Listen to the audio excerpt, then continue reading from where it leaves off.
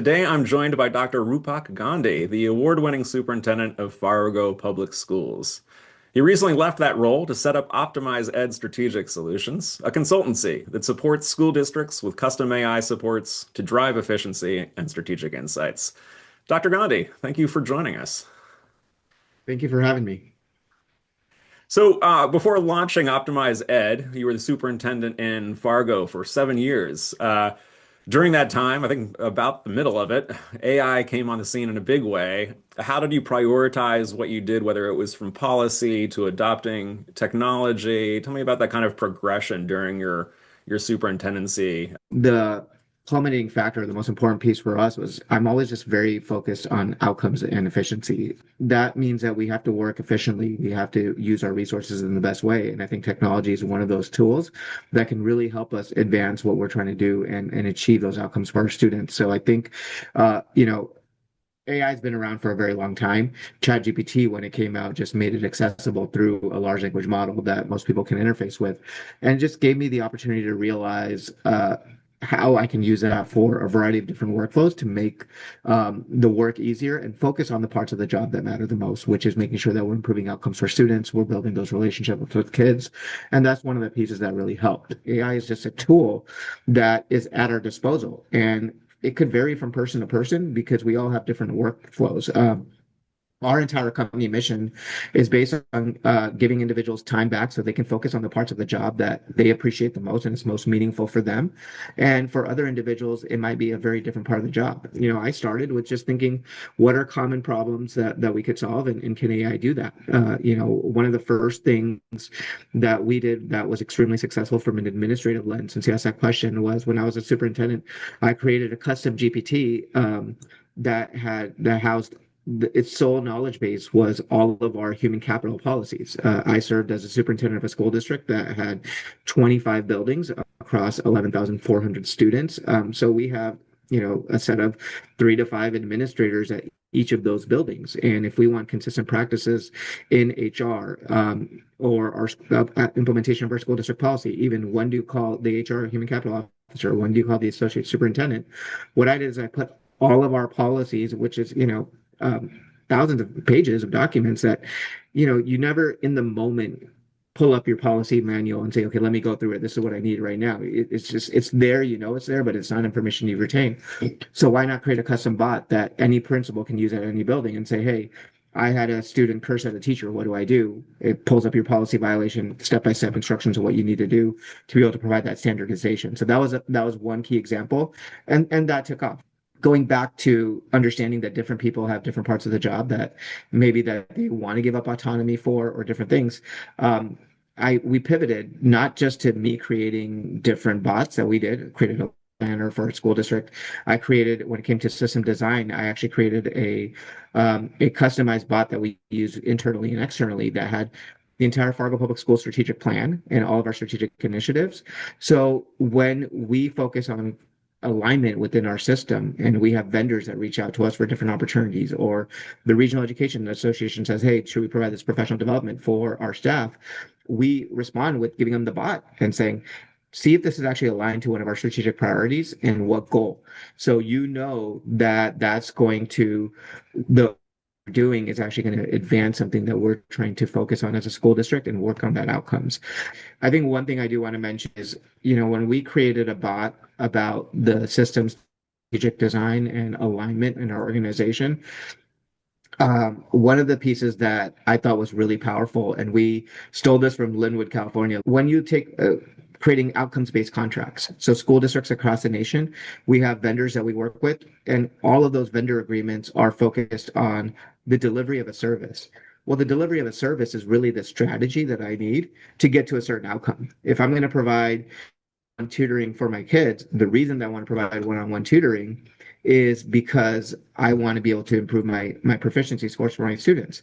And our traditional practice in K-12 education has always been, let's sign a vendor contract. You're going to give me 18 hours of one-on-one tutoring or whatever the case is. We're done. You get paid for it.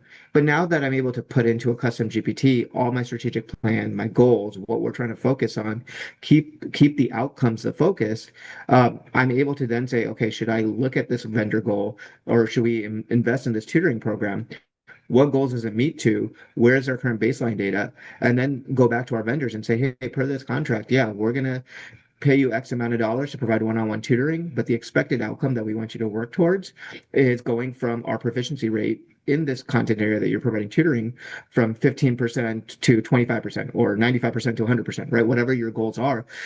And then what it does is not only holds a vendor accountable for the very system outcomes that we're trying to drive, but then it also gives us a way later on as leaders to evaluate the efficacy of this, right? Is this investment worth it year after year? We start every conversation with what does success look like at engagement, and let's backwards plan so then we know what those clear metrics are, and then that's going to show you whether or not our solution actually makes a difference, right?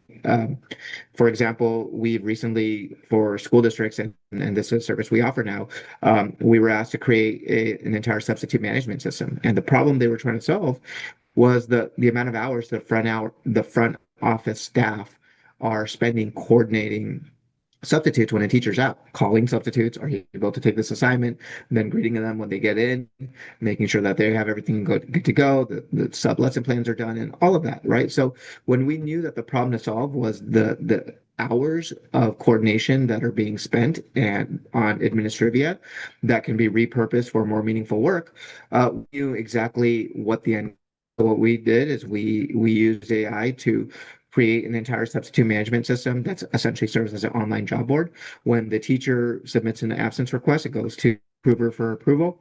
The minute the approver approves it, if they approve it, then all the people in the sub pool get, hey, this job is available. Do you log into the portal and on their app, and they can go in and click it and get they get the assignment. Well, and have the assignment, so the front office staff is completely out of the picture.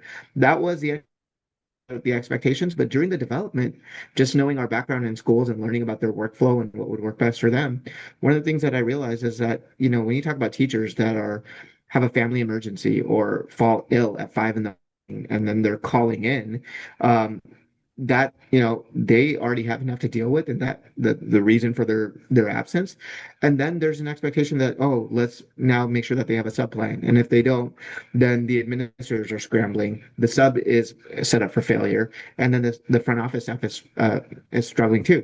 So this was a school district that first asked us to design this. We'd already custom AI for them, including a lesson planner.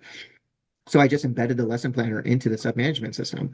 So now when the teachers are out, they can instantly press one button and generate a lesson plan. And the subs get to see that lesson plan before they pick up an assignment. So it already improves the quality of instruction because even subs are like, oh, this is a third grade class, math class, and they're doing fractions. Do I want to pick up that assignment or not? But this is what I'm going to do. But it's an editable Google Doc. So the administrator, the sub, and the teacher can edit the lesson plan that they want to before the assignment's even there. But that's another piece of coordination that the front office staff doesn't have to deal with, right? And the most importantly, the educator that's absent, they don't have an additional stressor that they have to deal with while they're dealing with whatever the reason causing their absence is as well. It's just thinking about those natural workflows and what's that problem that you're trying to solve, and does it give you that time back that you need? And if time is how we're going to measure the success of this implementation, then let's do it. And if not, then let's find another solution, whether it's AI or not, to revisit the strategy. But I think when you focus on pain points and bottlenecks for individuals and companies already, then your metric of success becomes very clear. Did you alleviate or resolve that pain point? Most educational leaders, when they think of AI, they think of AI policy, they think of AI vendors, Power School, Panorama, and their like. And they think of the major chatbots like ChatGPT and Gemini, and I think that's usually where most of the thinking stops and most of the awareness stops. Then there's this other area that might be neglected, which is kind of custom GPTs and other custom AI work. As a superintendent looking at all those options, what should they be doing with each? Custom solutions, I think, are best when you need things catered to you. So it's saving the time from having to do a detailed prompt on the front end to you're doing the detailed prompt on the back end once, and then you're getting the consistent response that you want afterwards. Let's talk about lesson planners. There are many school districts for whom we've recommended to use the fantastic lesson planners that are out there by the big commercial companies like Magic School and ChatGPT, Google Gemini for education, and so forth. But those are again created for the masses. And in Magic School, at least you can then filter your state, and then it's going to align to your state standards because they've been able to create that. Now, if I have school district clients that say, hey, I want to create lesson plans, but I want to follow this template. We're focusing on the 5 E's. We want to make sure that these instructional pieces are extremely important for us as a school district. I'm sure that every lesson plan you create addresses these Marzano domains for us, or has a bell ringer activity because that's really important for us. Here's our PLC documents. Here's the curriculum documents that we're already using. The process that I'm using to unpack standards in my school district is the solution tree 9 step process. Well, okay, you know what? Magic Trip Schools doesn't know it's going to be able to do that. You can't customize that experience for every educator in the nation and then provide that one solution and say every educator is going to benefit from this, right? So that's where a custom, if that's what you're looking for, in those, if you want that more granular response that's only catered to your piece, then a custom GPT would be very helpful. Because what I would do is I would create you a custom GPT that's only grounded in the information that you gave and gives the answers in the way that consistently every single time. Um, Most recently, we've been hired by a lot of school districts that have very complex benefit packages to create a bot that sits on their website or an email address or a phone number that answers any questions for their staff and breaks down their benefits packages for them because it's very complex. That's hard to standardize by ChatGPT or someone else. You'd have to upload the benefits guide every single time and then be like, answer these questions for me. Whereas a custom GPT is only grounded in that knowledge. It's catered and customized for that experience and that set of information, and that's where it'd be applicable. So that's really it's understanding the work and knowing what's the problem I'm trying to solve, and then making the best decision on what's the best route to go about it. Well, you've shared a lot of wonderful examples of how you're supporting districts. I'd love it if you could share what some of these actually look like, if you can. Yeah, I would be happy to. I always tell people that the services that we provide to school districts can essentially be broken down into 3 different tasks or 3 different buckets. One is we're professional services. So your assistant principal, assistant superintendent on demand, what do you need to get done? We feel that we know that leaders are running 100 different projects at a time. What if you could just have someone run up? Maybe it's do your strategic plan work for you. Maybe it's update all your policy manuals for you. What's the grunt work that you have to do as part of your job that you um, just don't have time for, or you want to focus on other parts of your job, we'll be happy to do it for one level of service that our firm offers. The other piece is using AI or automation for custom solutions. We have provided solutions for school districts where we've automated the board minute process. So then once their board meetings end, I have an AI agent that will look at their YouTube link, pull a transcript of and make that into official meeting minutes and then turn it into the newspaper minutes that they have to publish for the newspaper, right? Or make it into a family summary of what happened at the board meeting or create key action steps. Those are custom solutions that we can provide, or I can automate workflows. We've created solutions for school districts that every morning we have an AI agent that will go and look at grant opportunities school district, and then it'll present them to the school district via email. And if they say, yes, I want to pursue this grant opportunity, then another agent will then look at a Google folder that has the school district's files, their information, their mission, all that stuff, and then generate the grant proposal for them.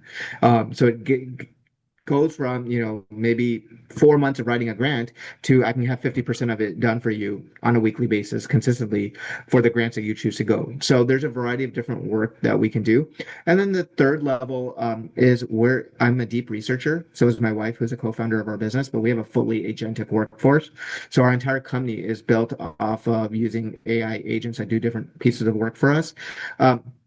But we call ourselves brokers. We broker knowledge. We democratize information and present knowledge for you in a way that you're able to make better decisions by helping you synthesize complex pieces of information or giving you the information that you need. And sometimes that's researching what's best out there and what's not. So the example I'm going to give now is leaning into the PD space, but it's going to show you a little bit of all of that work.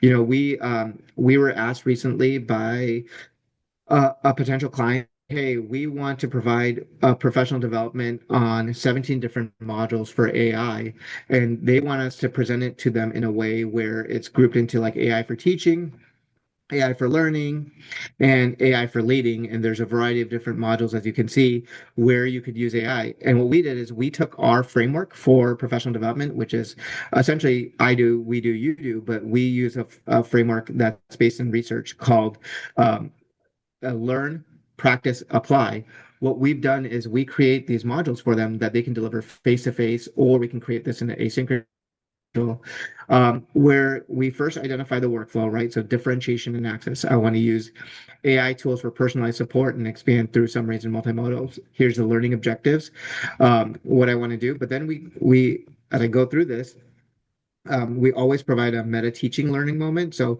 why am I teaching this information to you this way? What does the research show you about how they impact learners and education? But then we talk about the challenge. So, this module is designed around this challenge. It's only for educators who are looking, saying that every student has access to learning that meets them where they are. AI can help you personalize supports at scale and previously that were previously impossible. And we talked about this previously, generating summaries of different differentiated reading levels, translating content, or even creating multimodal materials. So what does that look like? These are the core outcomes that you can get to. Uh, I provide you some information on how you can check if your AI responses have severe bias. But then once we learn that information, we go into a practice piece.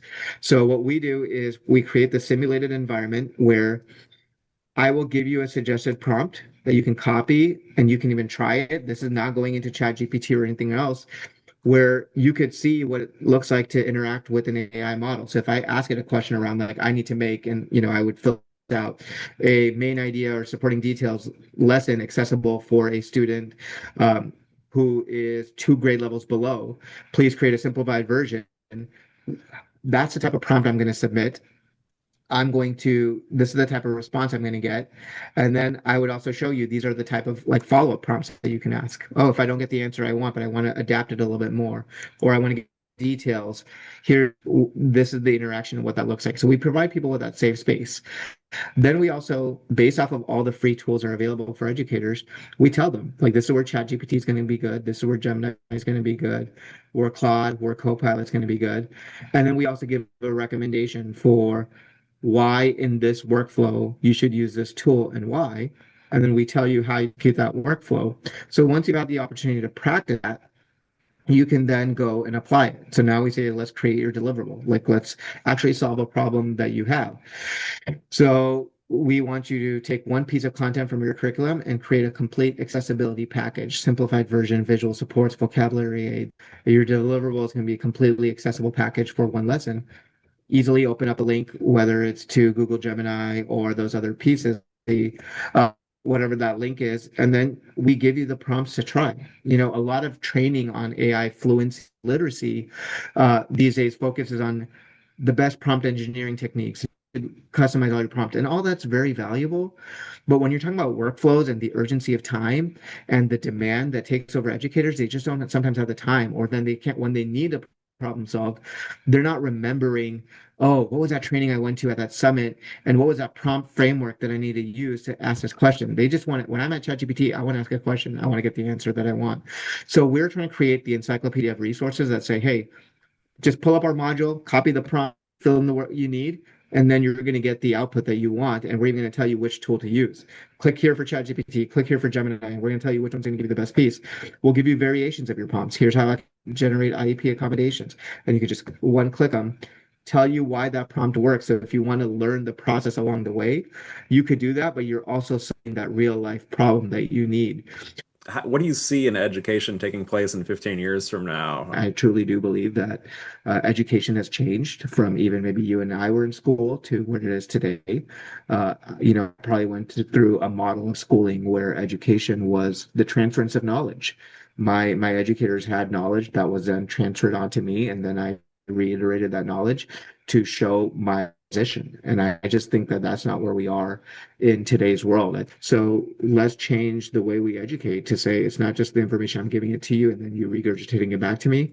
Let me teach you how you can access this information that's so readily available for all students, regardless of your socioeconomic class, your poverty level, the zip code that you live in, and how you use that information to then apply it and contextualize it for whatever purpose that you need. So you can be successful in this society and be able to differentiate and disseminate between misinformation, disinformation, and accurate information as well.